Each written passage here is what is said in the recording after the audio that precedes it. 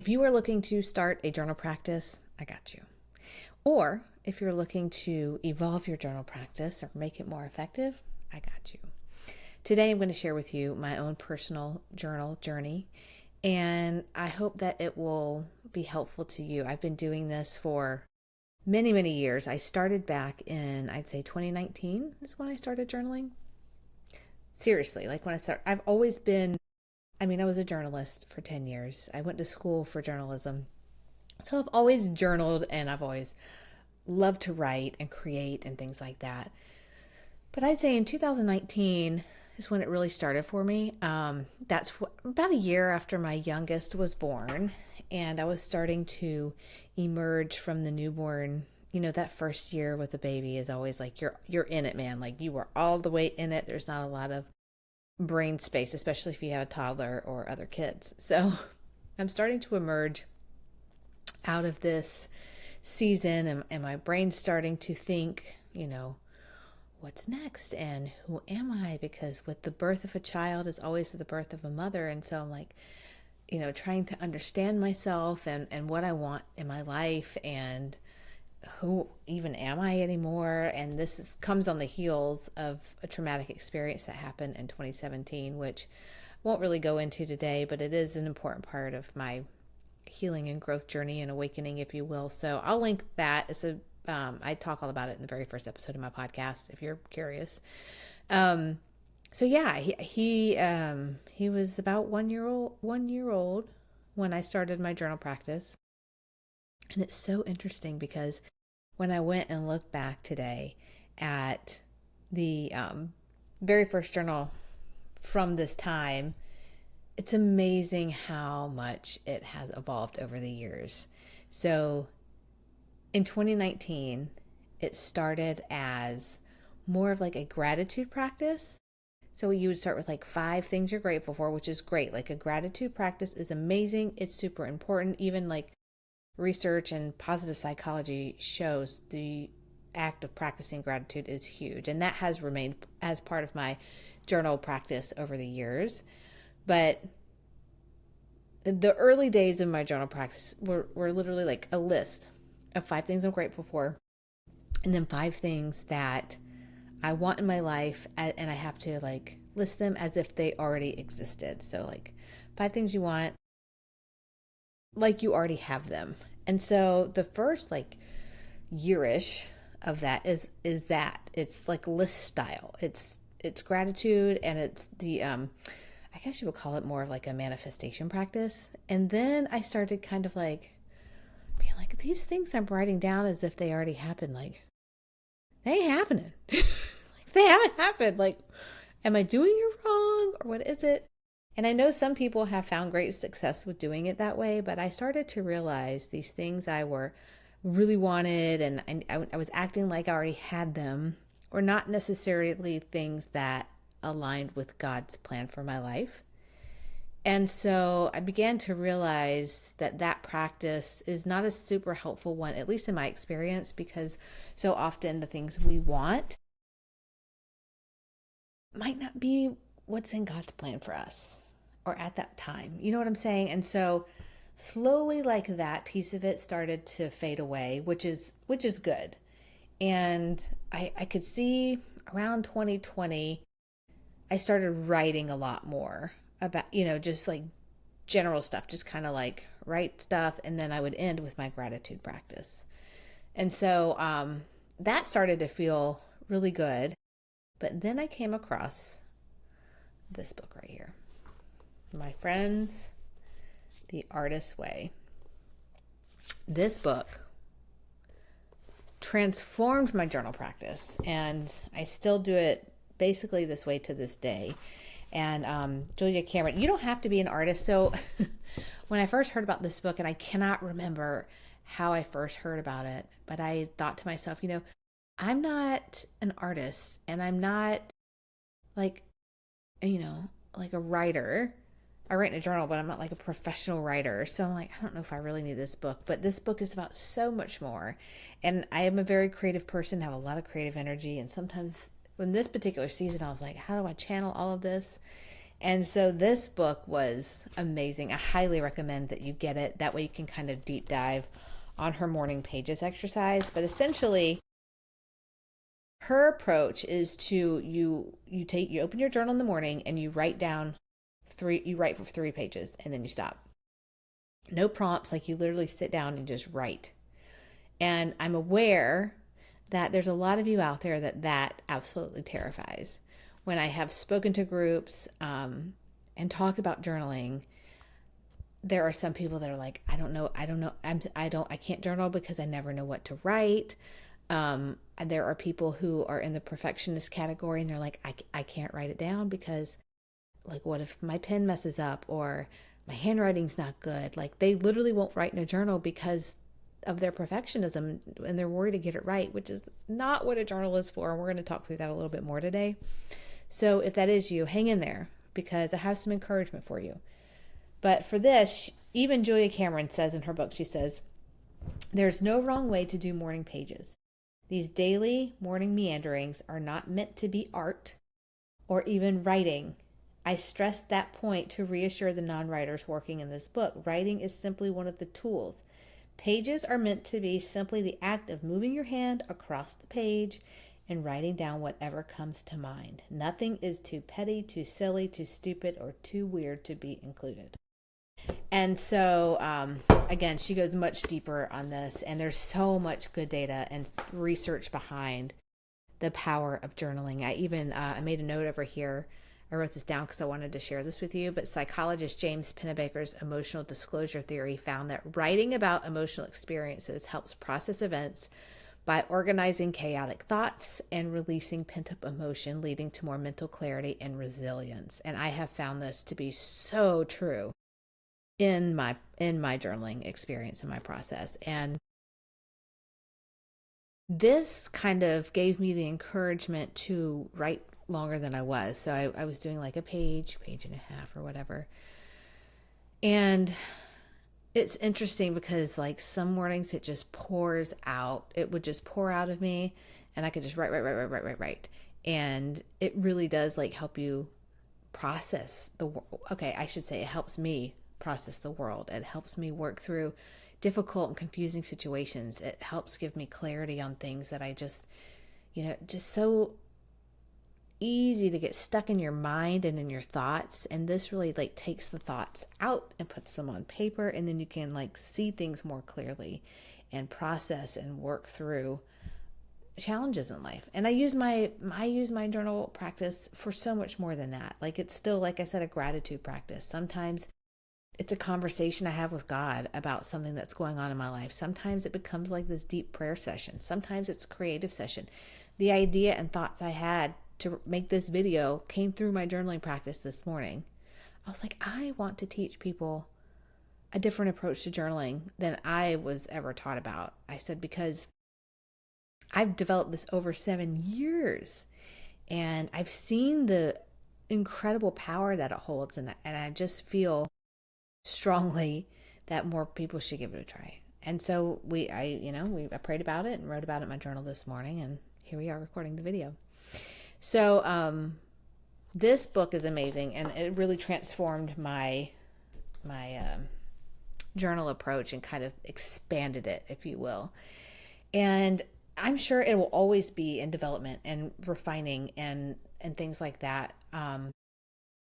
because you have to find out what's good for you. So current day, we had kind of like the gratitude, the manifestation version. Then we had the expansion with this book, and now it's still in that kind of expanded state, and I just have no agenda with it. I don't use prompts.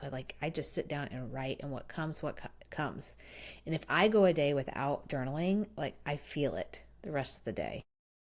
And so something I have found helpful is like each journal session I end with, I guess, what you would call mantras of sorts. For me, it's a list. It's like these phrases that I have unearthed in my life. And I will say it started with someone who is talking about kind of their practice that they use to like motivate themselves and things like that. And they shared the list of things they say to themselves. So they, they said, feel free to borrow some of these as you find your own. And so I did. Some of them I built some of mine off of those. And it's been interesting to watch, like one by one, they slowly fade. And then even truer, more empowering, powerful ones have unfolded in my life. And so I have these 5 beautiful phrases that are unique to me and my life and what I'm trying to be in this world and create in this world and how I'm showing up. And they're all intertwined with my values. And so I end each journal session with those because it helps remind me every single day, like, why I'm here, what my values are, and how I want to show up. And so that's where it is right now. And it has been such an incredible tool in my life to process the world, to heal parts of myself that I couldn't on my own. It has helped me work through some really challenging things in life. It has also been a fun way to celebrate wins and express deep gratitude in a mushy-gushy way that I often wouldn't say out loud.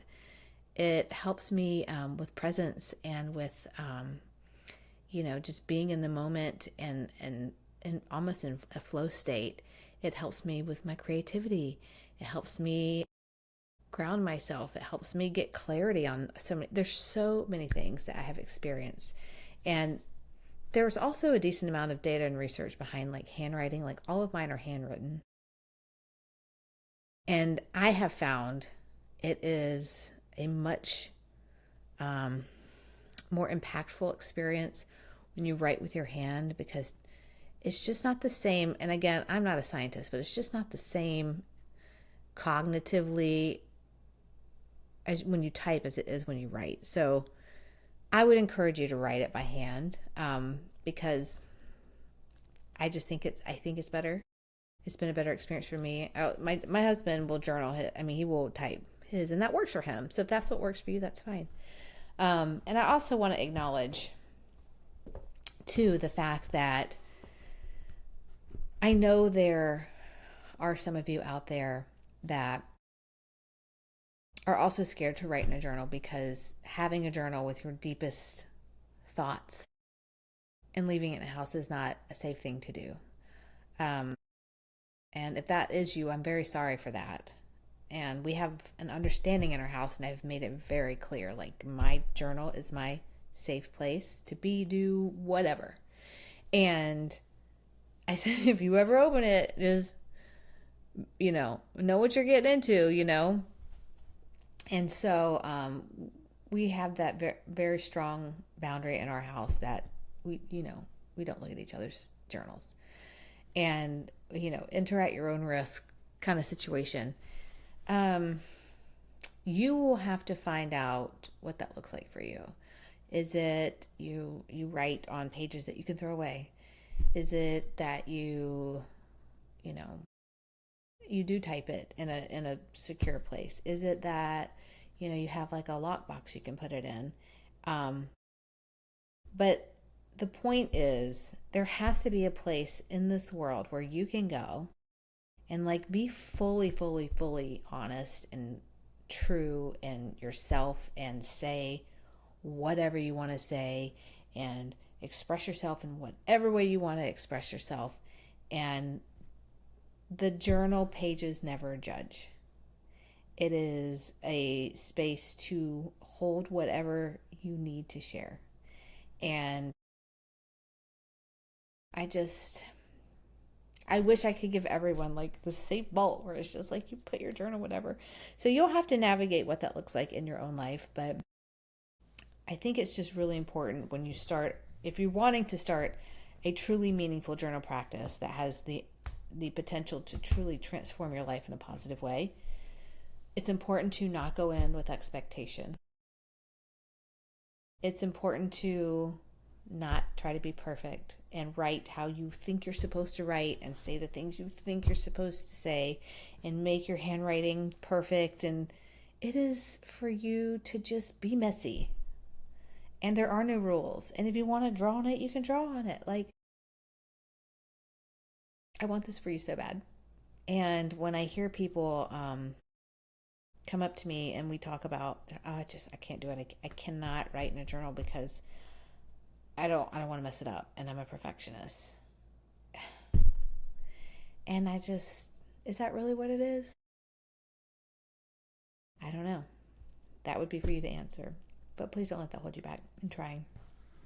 And I actually toyed with the thought of, like, should I give prompts to get you started or not? And because going without prompts is kind of like what got me going, I've decided not to. But if you really, really want prompts, let me know in the comments and I'll throw some in. But here's the thing. Like I said, the goal's not perfection. You can literally sit down and be like, I am writing in a journal for the first time because this lady on the internet told me it would be helpful. And it feels really weird and uncomfortable, but I'm going to give it a try. Oops, I messed up, and I would usually want to throw this paper away, but she told me don't let my perfectionism get in the way, so I'm going to keep writing even though that bothered. You see what I'm saying? Like, just write. Write your thoughts, even if they're that. Some mornings I wake up and it's like, I can't wait to get in my journal and just work through something. Some mornings I'm like, I'm tired. I'm tired. I don't have thoughts. And so I'll write that. I'm tired this morning. I really don't know what to write about. Had a long day yesterday. I didn't get enough sleep last night. And then it comes. So I hope that some of that is helpful to you. And I wanted to share this and create this video because obviously it's been a wildly transformational experience for me. And it's constantly evolving. And, I wish someone had told me all those years ago when I was desperate to find a way to understand myself and get better and grow and all these things. I wish someone told me this. Your life is not going to change because of a list of things you're writing on a piece of paper as if they've already happened. It's not.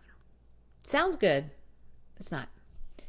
What's going to change your life is getting really honest with yourself and creating a safe space for you to get to know yourself at the most deep, intimate level.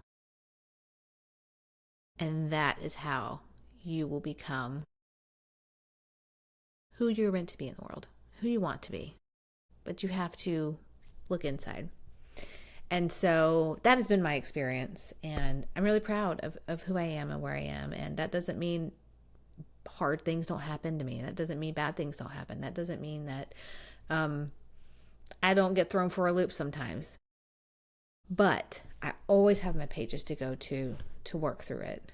And God usually meets me there as well. And that's my hope for you. If you have any questions about journaling, if any part of this feels confusing or unclear, please let me know. I will jump in the comments. I will help you out. And if you know someone that you think would enjoy this video or this advice, please subscribe and like and send it over their way. That would be really helpful. And I do want to end with this really quick. This is my journal right now, and I'll put a link. These are my favorite journals. This one, I like spiral bound because I like to be able to flip it all the way over. I don't like the bend in the middle, you know what I'm talking about, in the spine. So I love these. They come in different colors. It's a nice writing experience. But that's another thing, like find a journal that you're happy to pick up every morning. Like, when you sit down with your coffee and you write in it, that it's just going to be a nice experience for you. So ending on that, I'll put a link to these journals in the comments. And thank you for your time today. And I hope you'll try it. And I hope it goes so well for you.